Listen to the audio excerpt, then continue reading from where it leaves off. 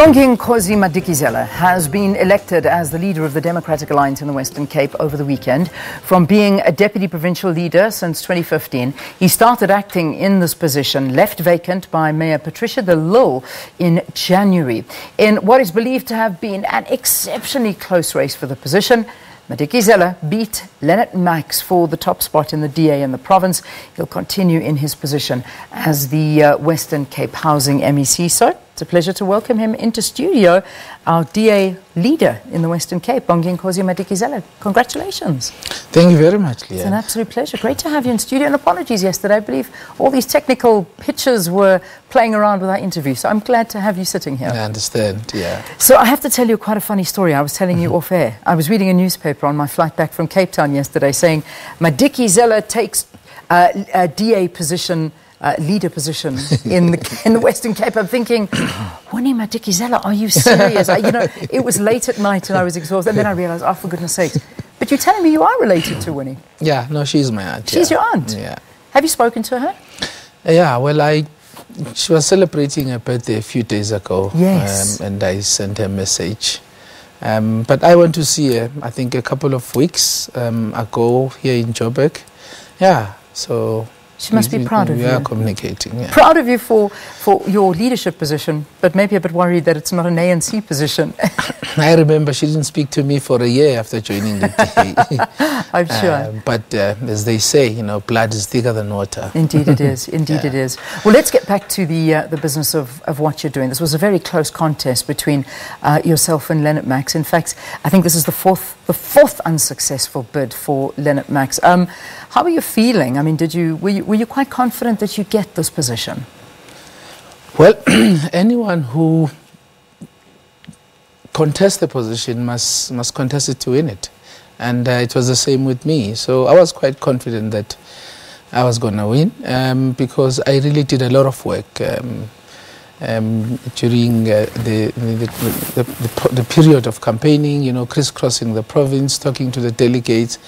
Plus the fact that as you said, I was elected as the acting leader in 2015, and also I'm working as the MEC for Human Settlements in the province. So I have been interacting with the people who were delegates at that Congress for some time. So I was confident that I was going to win. Yeah. So you come in at a very difficult time.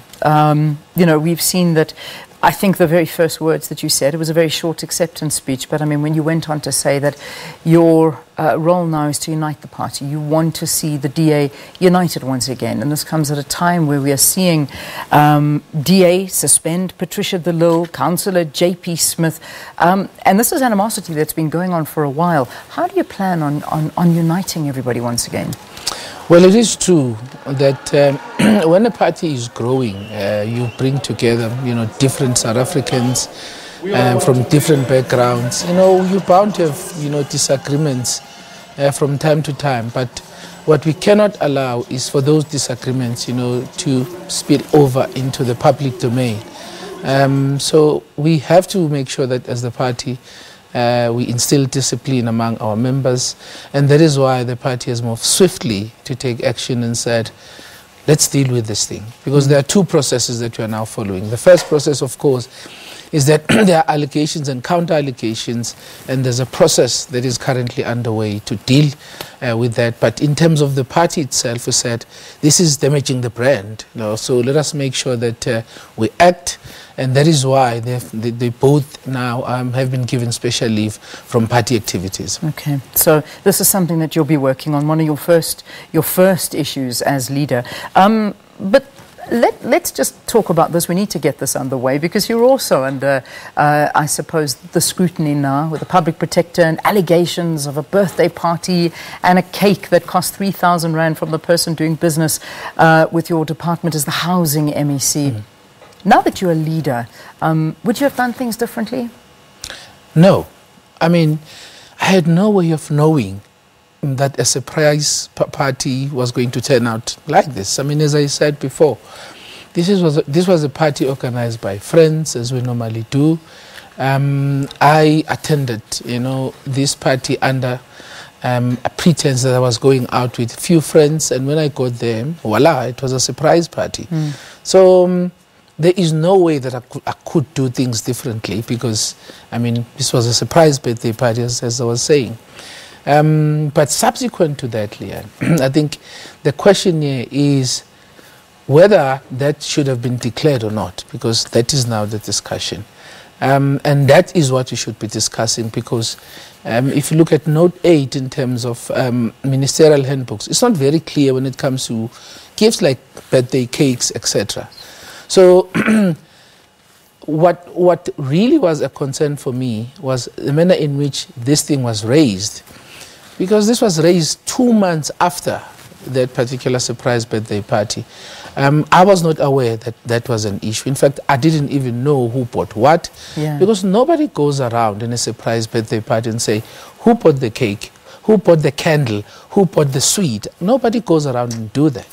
So, but when that was raised with me, I said, look, I am willing to cooperate and subject myself fully to any investigation. The first investigation, of course, was done by the Premier, and she found no wrongdoing. And I believe that the Public Protector will also be doing, and then I'll cooperate fully. Okay, good. I want to talk about the DA, and I mean, this is a vital time for the DA. And as you're saying, when a party grows, a lot more issues come around. And we're just seeing so many little issues happening. In fact, we saw recently the DA losing a by-election to the PAC in a small area. And this, I think, Musi Maimane was furious about your DA leader. And are you worrying that with all the uncertainty and the fragility within the party that you want to raise the voter base, but do you think at the same time you're losing the confidence of voters? Well, not necessarily. By the way, Leanne, we didn't lose a by-election to the PAC.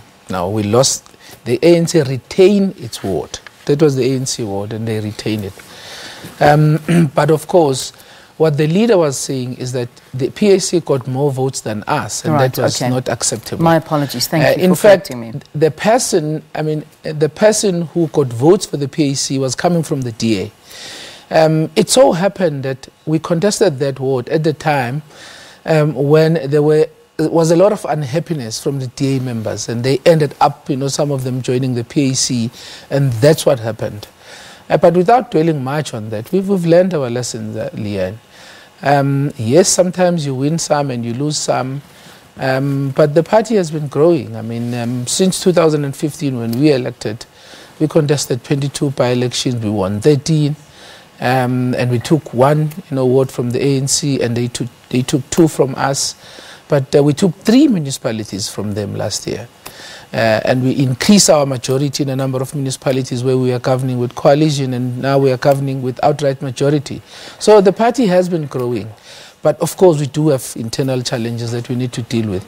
Because the leader was very right, that we must not be complacent now as a DA, because the biggest enemy of the DA in the Western Cape, in fact, the biggest threat of the DA in the Western Cape is the DA itself, not the opposition. The biggest threat of any political party is complacency. When you sit back on your laurels and you take things for granted, which I think is what the lesson that needs to be learned here. I need to touch on this, and we need to wrap up the interview. But the impression of the DA, and it is an impression that has existed for a very long time, and it's still there, is that it's a party that upholds white interests, that it's now, you've got a black leader, you now yourself are a black man leading the Western Cape, and yet when you still look at the party and within Parliament, it's still predominantly a white party, and this is a very big issue. So in and amongst that is the issue of land reform, and particularly in the Western Cape.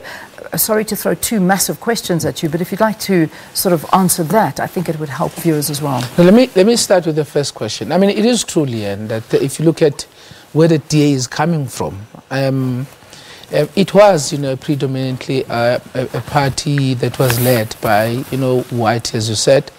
But, I mean, if you look at the transformation that has happened since then, because transformation is not an event, Leanne, it's a process.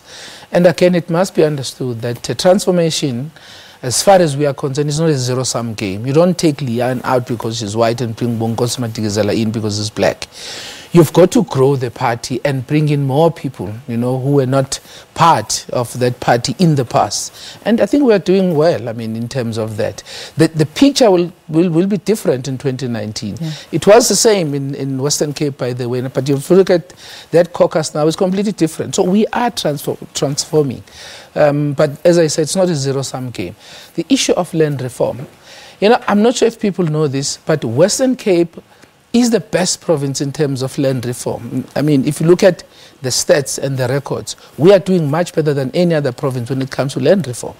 So there is this perception and propaganda that the DA is unwilling to get into this debate. And in fact, we are not even debating this, we are doing it already.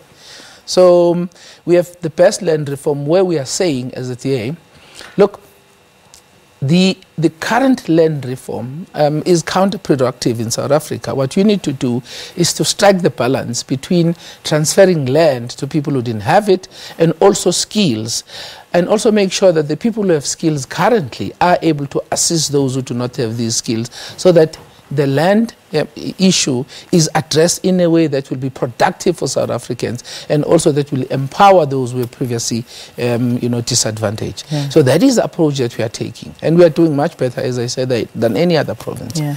Let's wrap it up, and I'll give you, I suppose, the final word here to have a look at the fact that you need to grow your voting base, and these elections, the 2019 elections, are very vital for South Africa. You heard our conversation. I think you may have heard a little bit of it with Yes. The DA, of course, being the official opposition, the EFF is coming in fast and furiously.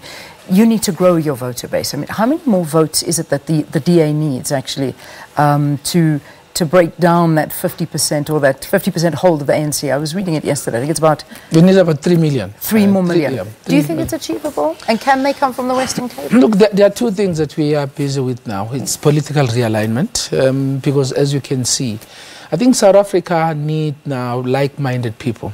Like Dr. Sekhuale. In fact, I was talking to him now.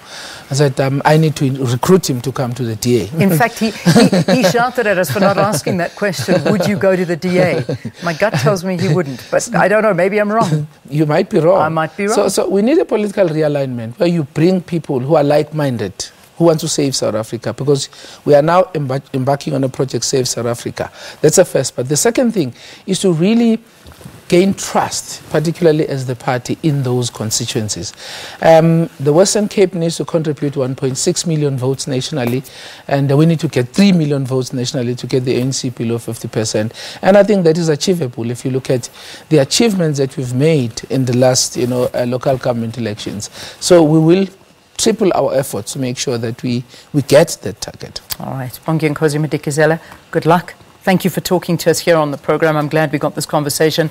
This is the new leader of the DA in the Western Cape, and I'm sure this will be many occasions that we'll be talking to you again. Thanks for your time. Thank you very much. Time is 8 o'clock on the program.